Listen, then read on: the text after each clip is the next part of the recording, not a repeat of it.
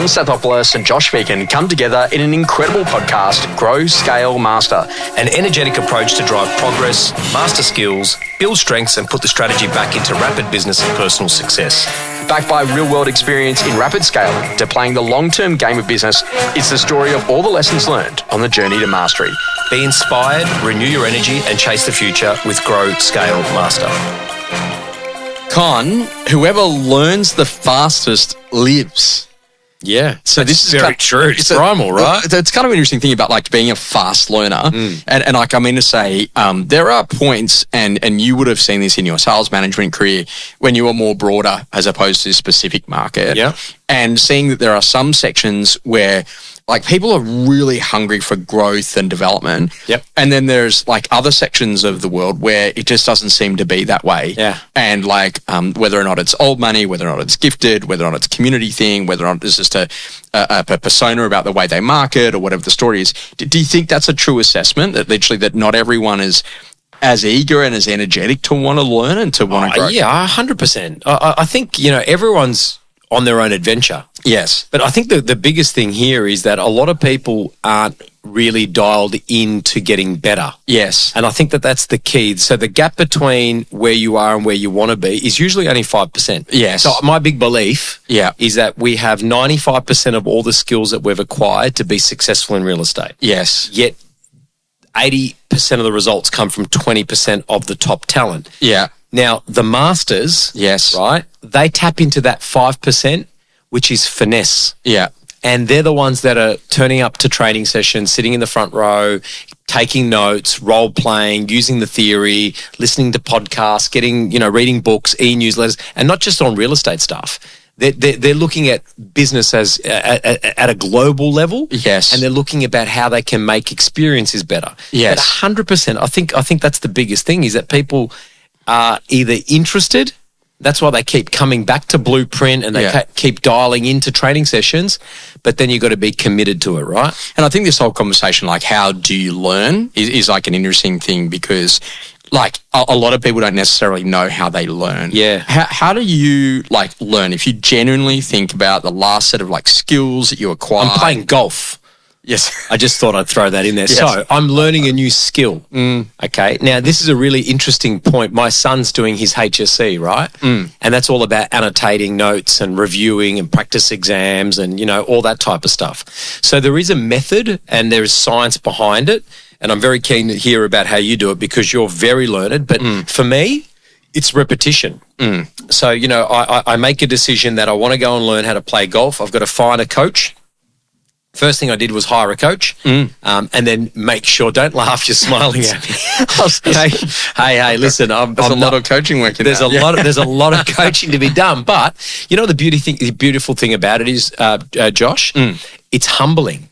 Because I don't have a skill set that's associated with playing golf. Yes. So now I'm on the acquisition of knowledge. I'm trying to find out a process and a path, and it's about the repetition of, listening, reading, watching, doing. Yes. That's for me. Well, how do you learn? Well, I think that the funny thing about it is that like when you're thinking about like learning, like I'm a big one for give me a problem and then force me to try to find out a way to solve it.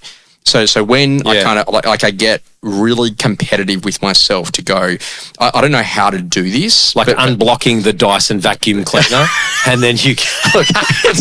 Probably a little further than that. No, I get it. But I've already worked that out. Yeah. But like the lesson is that like I like problems and case studies of a problem, and how would you do that? And so I go on the quest of the challenge to work out the way to do it. Give me like a practical, like a real world thing like that. Like, so how do I export data and get that into my iPhone? Gotcha. So how do I get that CSV file? How do I get that into a format that I can then suck it into my eye contacts? And so like literally I'm going to work out how to go and do that. Yeah. And I'll Google it a bit and I'll AI it a bit, or I'll just actually think through it a bit and say, okay, how would I do that? Yeah. And often like, and this is the interesting thing, because like when you first start out in life, you learn to read for like some sort of form of entertainment. So Hungry Caterpillar, when mum and dad were reading you through that, it was entertainment. Yeah.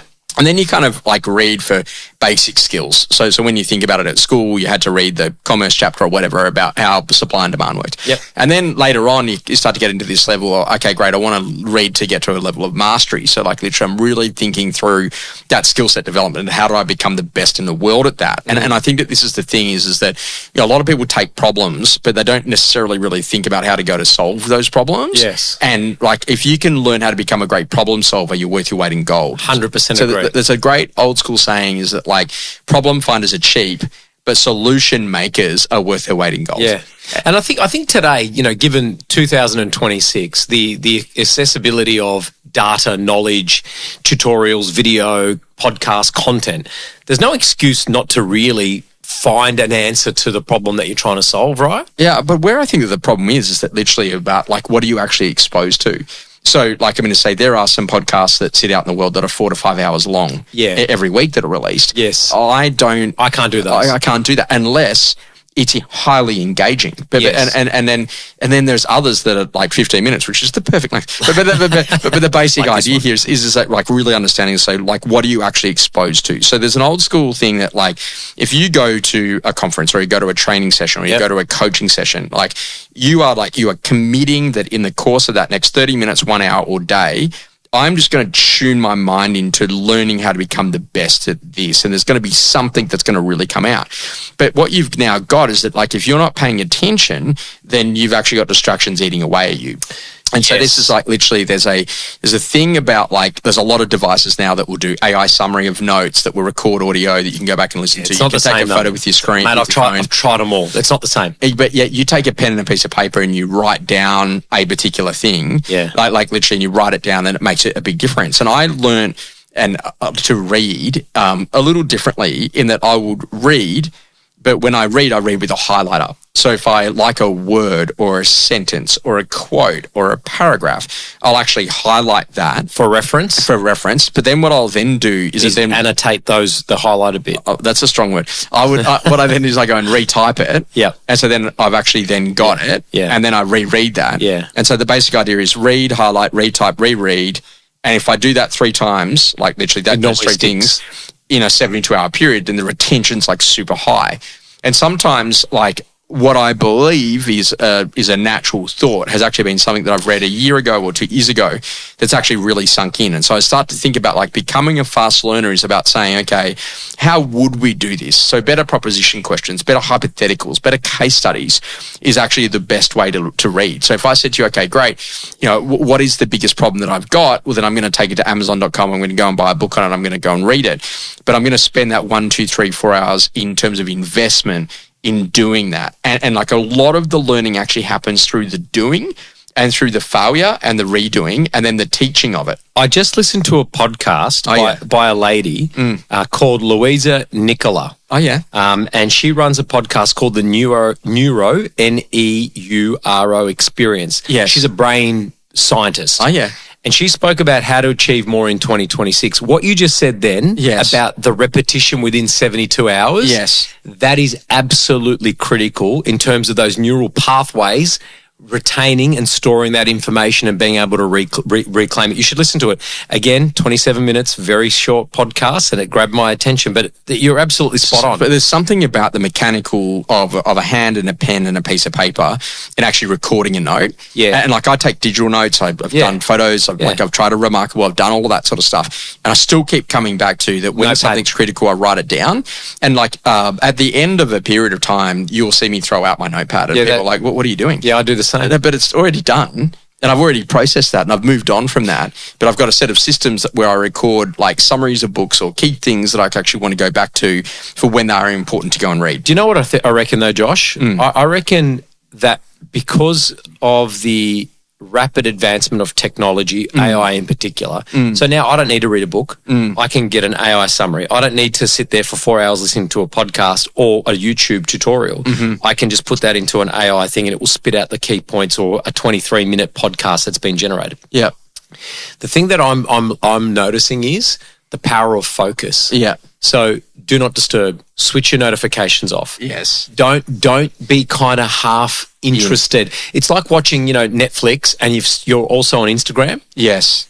which one wins? Yes. Neither wins. Yes. All they're doing is rotting your brain and your attention span. Yes. I think it comes really down to having a formula that works for you. Yeah. Right? And that's a really good one. Read, highlight, retype, reread, and the 72-hour rule of retention. Yeah. But you got to be focused. And I think this is, you've got to become obsessive. Yeah. So like literally, okay, great. You know, what are the next 5 key skills that I've got to go and learn? And then what are the next 5 key skills I've got to go and teach someone? Because if I've got to teach Con, this is how you set up the podcast here, and this is how you press the record button. Like, and then I make you then go and do it. And so like, and that's kind of that whole thing, is that like really making sure that people are in that position to go and like get to a position and say, hey, I want to become a great learner, but I got to turn my mind on. And the problem is that you talk to you more than anyone else. Yes. And I think that we're now in these digital loops of open up the email, go to the website, read the news, check Instagram, a message break, go back to Slack, like literally over and over and over, maybe like 100 times a day.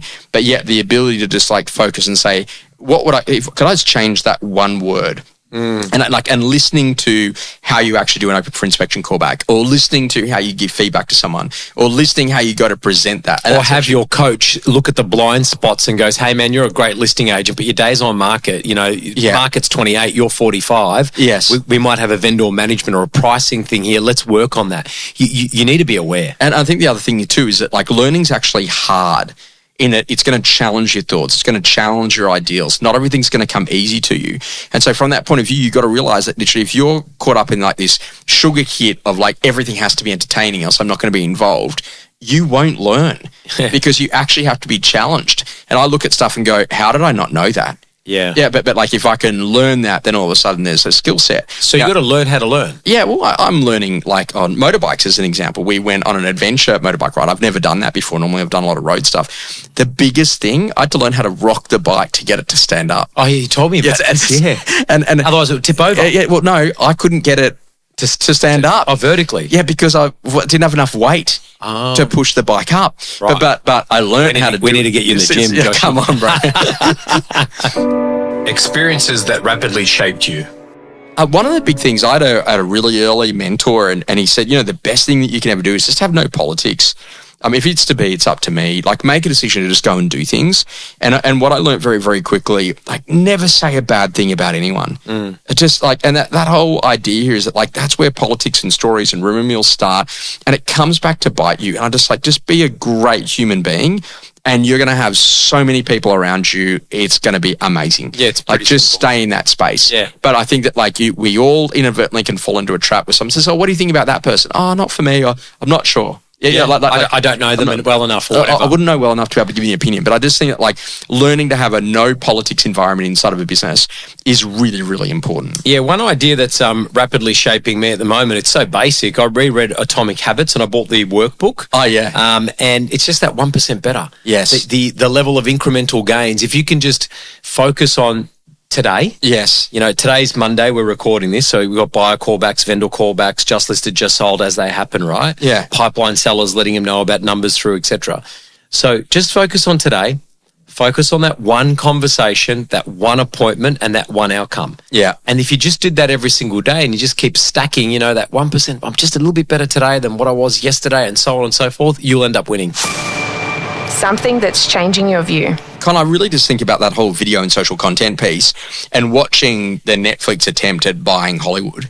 Oh, yeah. And when, Warner Brothers, wasn't it? Yeah, and when you start to have a look at that, it's like, mate, the big screen's been replaced by the small screen, and it's no longer, I didn't know how to say this correctly, it's no longer like the Tom Cruise, but it's almost like the girl next door, but I thought I can't say that. But like it's like the local is becoming the star. Yeah. Because you're seeing that person is now like, you know, doing their drum thing, whatever it is that you're into. Yeah. And that's kind of like how much the world has gone. So now you've got a chance. You can actually maintain and you can really dominate in that video space. But geez, you've got to be really clear about how you want to be presented and what's going to be timeless. Yes. And so steer away from the trend of the day and focus on actually really understanding where your brand sits to play. And less is more, but making sure that what you produce is seriously good. I completely agree with that. And also be careful of the information that you're consuming and the channel that and in the way it's being delivered to you. Yes. Because you might not be getting the right view, whether that's news, politics, something about a celebrity. It's exactly the Nutrition, same. Yeah, all of it. stuff. Yeah.